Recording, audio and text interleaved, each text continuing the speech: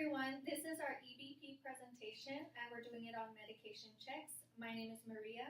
I'm Savannah. I'm Jordy. I'm Hannah. I'm Melissa. And I'm David. So, evidence-based practice is a problem-solving approach that helps us make effective, timely, and appropriate clinical decisions in response to the broad political, professional, and societal forces present in today's healthcare environment. Our target audience today are RNs from all over. That includes new RNs, RNs with patient overload, RNs in high-risk situations. They're the ones who are administering high-risk medications to our patients, and our goal is to reduce medication administration errors. We've got some importance on medication checks. That includes they are vital in ensuring patient safety and patient-centered care. It provides documentation for any kind of legal issues. It aids in maintaining correct standards of practice, and it ensures the 6 rights of medication administration. So our PCOT question is, in patients receiving medications from nurses, what is the effect of 3 medication checks on preventing medication errors compared to not using 3 medication checks? So for implementation, the best way to implement practices, in order to ensure proper medication administration, it is vital to follow the 6 standards: right medication, right dose, right patient, right route, right time, and right documentation. Barriers to implementation include time constraints, heavy workload, burnout, look-alike, sound-alike medications, and shortage of staff. The timeline for implementation, practices can be implemented and improved immediately through way of PowerPoint presentation. We can offer a mandatory seminar meetings after the change of shift every Tuesday at 8 o'clock a.m. Okay, so now we're going to cover outcomes.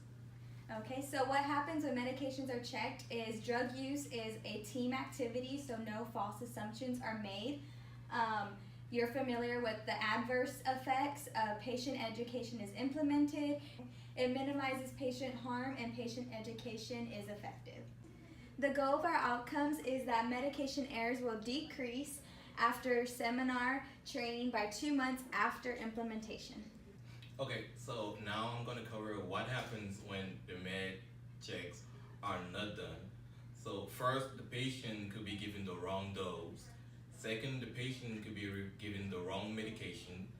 Third, the medication could be given at the wrong time. And lastly, the patient could be harmed and he may even lead to death. Okay, so the first article we found was titled "Just What the Doctor Ordered." So it went and it compared the handwritten orders to the computerization physician orders, and the physicians are responsible for 50 to 61% of all medication errors. So the data collected was that with using computerization, medication errors are reduced. The second article covers how your healthcare may kill you, and it's about medication errors.